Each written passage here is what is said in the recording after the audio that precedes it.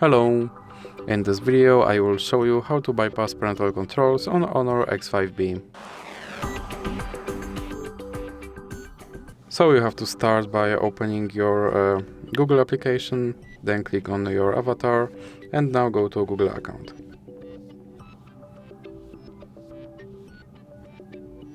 Then click on Data and Privacy and now you have to scroll down and click Delete your Google account.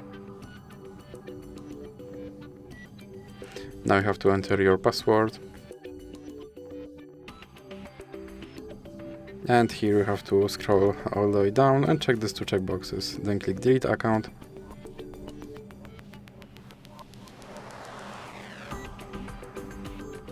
And now your account should be removed. So let's open, for example, Google Play Store. And click Sign In. And here you have to enter your email address. Then click Next.